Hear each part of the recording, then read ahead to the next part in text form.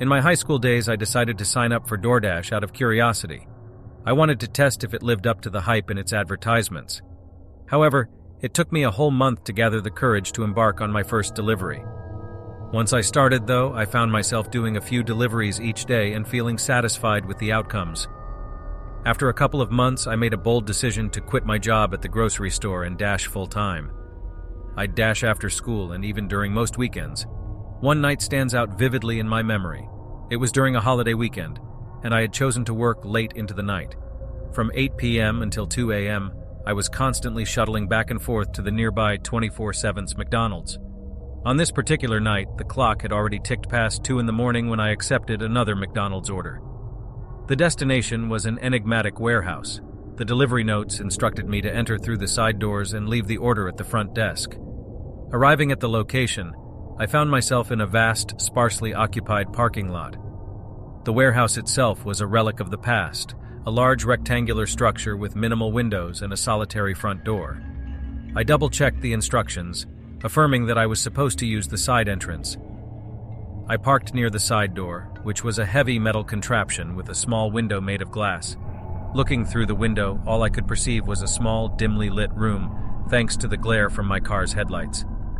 Bracing myself, I pushed the door open, and immediately I was engulfed by darkness. The only light was a feeble one in the corner, casting an eerie glow that barely penetrated the shadows. To my surprise, there was no front desk in sight. I ventured further, turning a corner and finding myself staring down a seemingly endless, unlit corridor. My previous experiences with night shifts told me that establishments often kept unnecessary lights off during those hours. But this darkness seemed excessive and suffocating. The end of the hallway was obscured, swallowed by pitch-black nothingness.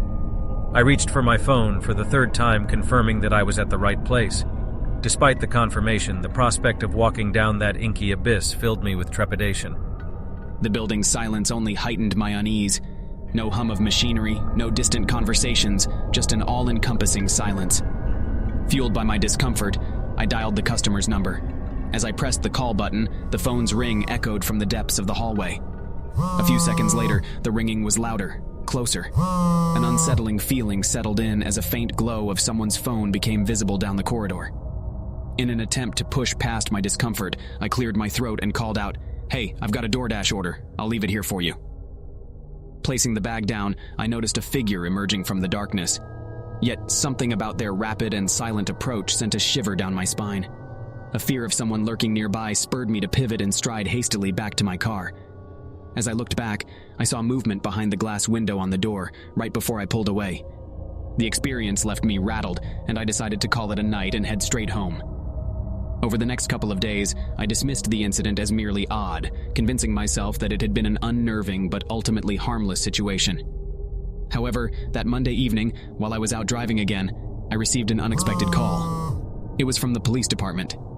The conversation that followed was a bit convoluted, but essentially, they were inquiring about my presence at the warehouse at 2:30 a.m. on a Saturday. According to them, security footage showed my car arriving.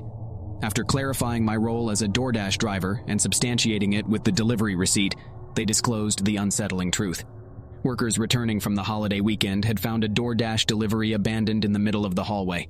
Someone had broken in and placed the order using a fake account. What sent chills down my spine was the fact that the person didn't take the food. They were clearly looking for something else. Though the details remain elusive, I can't help but assume that if I hadn't left promptly, something ominous might have unfolded. The incident underscored the potential dangers lurking in the shadows and reaffirmed my decision to trust my instincts, even if it meant leaving a few questions unanswered.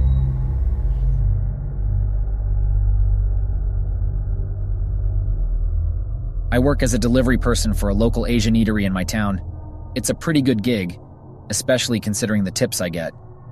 My buddy and I are the only Asians on staff. He usually handles the counter and takes phone orders, while I'm the one who hits the road to make deliveries. The routine suits me just fine. One night my friend finished a call and let me know that there was a delivery ready. I grabbed the brown paper bag and I was off on my way. The address led me down a small, dusty driveway off the main road. The property was surrounded by a fence, but don't picture anything fancy. The place was quite run down, with an unkempt appearance. The house seemed abandoned, with no lights on and overgrown grass all around. I gave my friend a quick call back at the restaurant, and he handed the phone over to our boss, who wasn't exactly known for his tactfulness. In his distinct accent, he instructed me to knock on the door and not to waste the food. So, I trudged through the tall grass, brushing against my shins. I climbed the few steps to the front door, which didn't have a doorknob as I had expected. The darkness seemed to weigh heavily around me as I rapped on the door with some force. After waiting for about half a minute, there was no response. Frustrated, I returned to my car and started texting my friend, but as I glanced up at the house, I noticed that one of the upstairs lights had turned on. Feeling a mixture of apprehension and duty, I headed back to the door and knocked once again. Strangely, on my first knock, the door creaked open slightly, as if beckoning me in. I pushed the door a bit more and called out a cautious, "Hello?" The echo of my voice filled the empty house, and I strained my ears for any sign of movement. A tense silence hung in the air. As there was no response, I gathered my courage and stepped inside. The creaking of the wooden floor beneath my shoes seemed to amplify the stillness. I called out again, this time receiving a reply. The words were in Spanish, and while I wasn't fluent, I knew aquí meant here and arriba meant above. So, aquí arriba indicated up here. I spotted a staircase in the middle of the hallway and made my way towards it. When I reached the bottom step, I paused, feeling a shiver run down my spine. I stared up the staircase, unable to see much due to the darkness. An arm extended from the top of the stairs, gesturing for me to come closer. My rudimentary Spanish vocabulary made me understand that they wanted me to go up. Tentatively, I began ascending the stairs, each step echoing in the hushed surroundings. Halfway up, the arm disappeared. At the top of the stairs, I strained my eyes to see into the dark room where the arm had vanished. I couldn't make out any distinct figure, just the faintest hint of the person's presence. All I saw was the arm, gesturing once again for me to approach. However, I had a strong feeling that venturing into that room was not a wise choice. The sense of unease deepened as I stood there. Gathering my courage, I spoke firmly, addressing the unseen figure. "I'm not going in there. If you want the food, come out here with the money. Otherwise, I'm leaving." The arm slowly withdrew into the darkness of the room ahead. A heavy silence followed, making my heart race. Then, in the blink of an eye, I was struck by something flying through the air. It happened so fast that I couldn't react until I realized I'd been hit by a stiff, severed arm. A chill ran down my spine as I fled down the stairs, clutching the bag of food tightly. Back in my car, I drove away without calling my friend or boss. I pulled up at the nearest house and rang the doorbell, seeking refuge and hoping for assistance. A woman answered the door, and I recounted the bizarre incident that had just unfolded. Her puzzled expression mirrored my confusion. She informed me that the house had been vacant for a year. A pit formed in my stomach at her words. After a brief conversation, she assured me she would call the police. I returned to the restaurant with the untouched food, feeling a mix of relief and lingering unease. I recounted the tale to my boss, who seemed unfazed and let the matter drop. As time went on, I couldn't help but wonder about the mysteries that haunted that abandoned house. What would have transpired if I had entered that dark room? Who or what would I have encountered? In the end, the chilling encounter remained a haunting enigma, reminding me that sometimes it's wiser to heed our instincts and embrace uncertainty rather than plunge into darkness.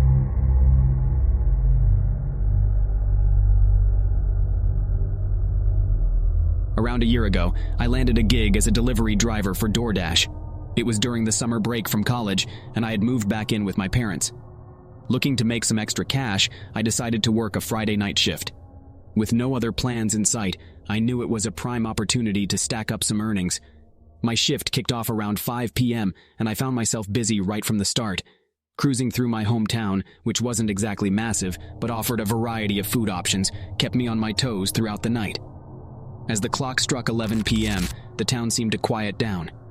Many restaurants had closed up shop for the night, and fatigue was starting to catch up with me. Considering calling it a night, I took a moment to think before deciding to take one more delivery. It was an order from McDonald's, the 24-hour joint in town. I reached the fast food haven, picked up the food, and hit the road to make the delivery. The address was in a part of town I'd been to before, but not this particular neighborhood. Darkness draped the streets like a heavy blanket, with sporadic streetlights providing minimal guidance. It was clear that this area leaned more towards the rural side, with houses standing at a distance from each other. I pulled into the address's driveway. The house was dimly lit, with all the lights seemingly off.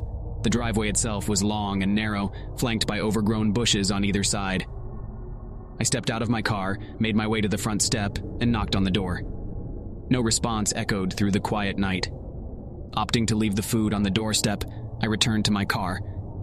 Just as I was about to head out, a peculiar feeling crept in. The car parked at the top of the driveway suddenly came to life. It caught me off guard, as I had assumed the place was empty. The car backed out of the driveway rapidly, almost as if it had been waiting for my departure. With an adrenaline-fueled mixture of curiosity and caution, I drove down the darkened street. I couldn't shake off the sensation of being followed as the car behind me displayed erratic driving behavior. It would accelerate, then abruptly slow down, all while keeping pace with me. As I navigated a series of turns, the realization hit me that this wasn't a mere coincidence. The driver behind me was deliberately tailing me. Panic began to grip me, but I managed to keep my focus. In a call to my dad, I quickly explained the unnerving situation and the car trailing me. My dad's voice on the phone brought a comforting sense of relief. He instructed me to drive home and not to let fear take over.